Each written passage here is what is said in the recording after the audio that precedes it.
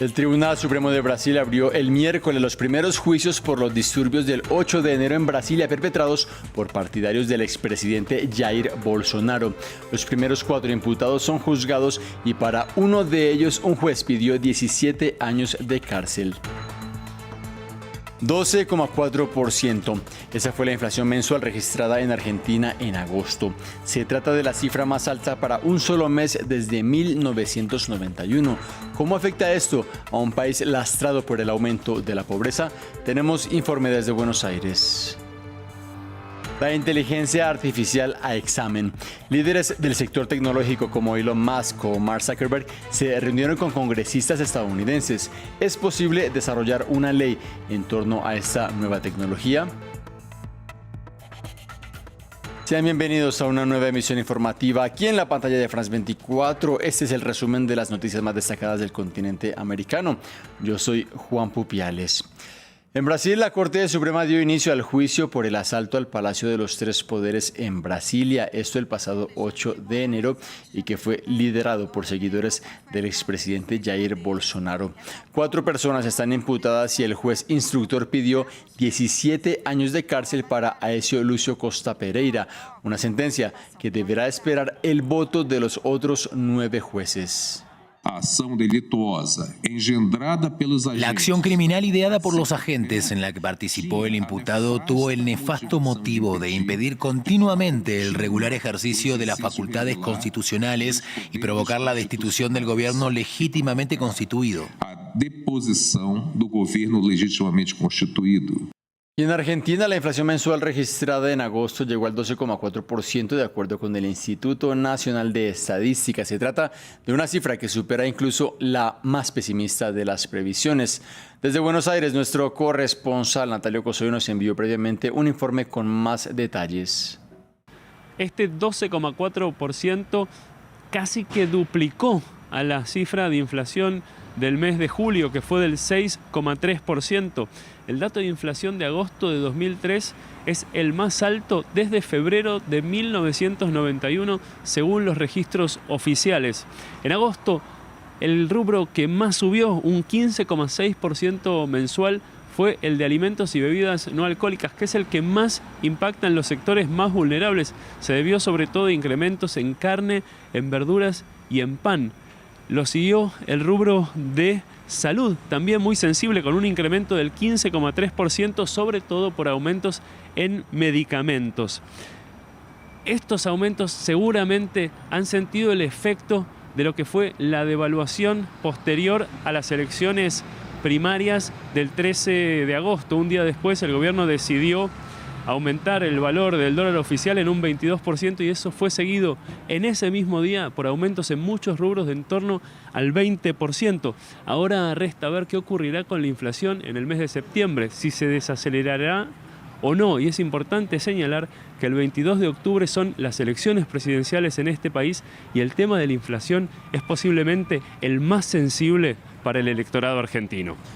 Hay un escándalo en Colombia que afecta al ejército. 4 militares están siendo investigados bajo la acusación de haberse disfrazado con sus rostros cubiertos para amedrentar a una comunidad en el municipio de Tierra Alta, al norte del territorio. El hecho fue condenado por el presidente Gustavo Petro y también el ministro de Defensa. Previamente, hablamos con Eduard Petro, líder social y defensor de derechos humanos de Tierra Alta, quien nos entregó el testimonio de lo ocurrido. Básicamente, lo que manifiesta las comunidades campesinas del Alto Sinú es que aproximadamente a las 12:30 del mediodía, el día 11 de septiembre, 10 integrantes de un grupo armado no identificado se presentaron en la comunidad Bocas del Manso. Empezaron a llegar casa por casa, buscando persona por persona los núcleos familiares y llevándolos a un sitio de hacinamiento. Allí fueron agredidos verbalmente, allí fueron sometidos a situaciones complejas que se logran percibir en los videos. Pues fuera de eso se identificaron como el quinto frente de la FARC, un frente de la FARC que ya no existe porque fue acogido al Acuerdo de La Habana. La otra razón es que fuera de lo que se ve en los videos, pues también hubieron situaciones como abuso sexual en contra de un indígena en Veracatío del Alto Sinú. Le tocaron sus partes, la intimidaron, golpearon a su esposo. Hubieron personas que las mandaron a cavar huecos para presuntamente asesinarlas y enterrarlas en el mismo hueco. Personas que le colocaron la cabeza sobre maderos para posteriormente cortárselas y asesinarlos.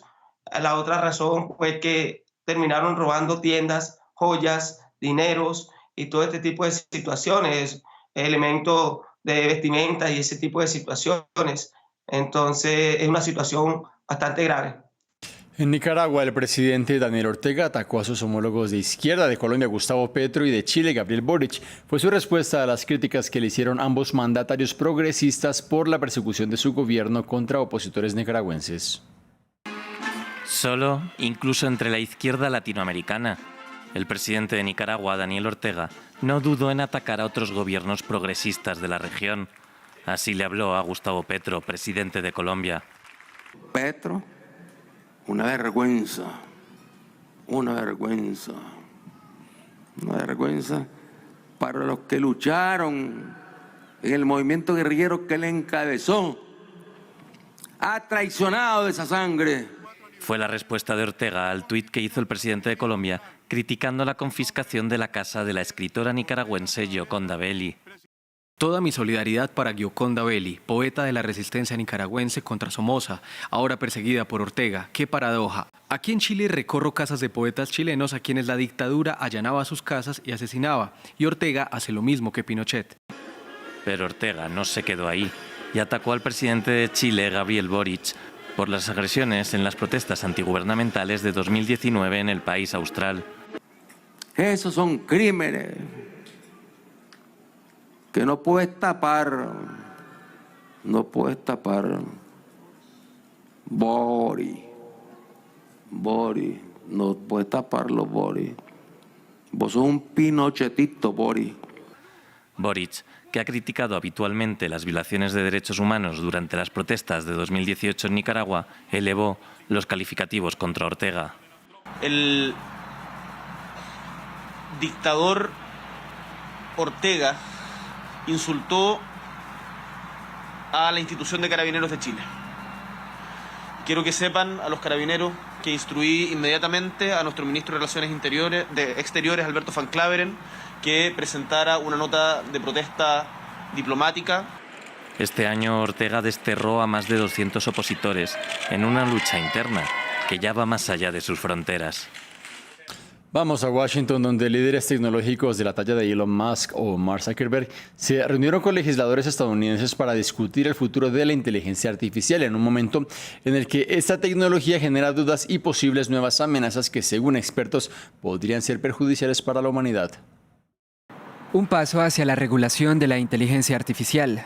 Importantes líderes tecnológicos se reunieron en el Capitolio en Washington para compartir sus ideas acerca de cómo el gobierno estadounidense debería regular las tecnologías emergentes, que aún generan mucha incertidumbre e incluso temor.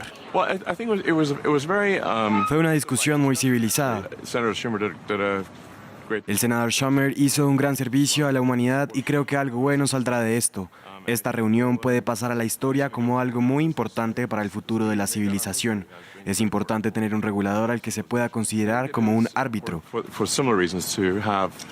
para garantizar beneficios a las empresas y al público en general. Fue el senador demócrata Chuck Schumer el encargado de reunir a figuras como Elon Musk y Mark Zuckerberg, a pesar de su histórica rivalidad y competencia en los negocios.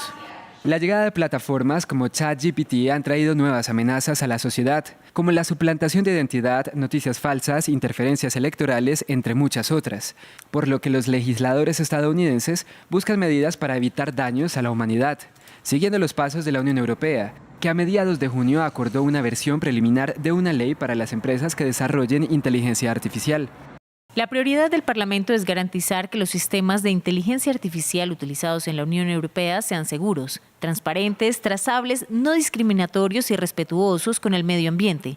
Los sistemas de inteligencia artificial deben ser supervisados por personas y no por la automatización para evitar resultados perjudiciales. El borrador de la ley será negociado con el Consejo de la Unión Europea y con los gobiernos para su aprobación, lo cual marcaría un hito histórico. Ponemos fin así a esta emisión informativa. La invitación a ustedes para que continúen con nosotros aquí, en la pantalla de France 24.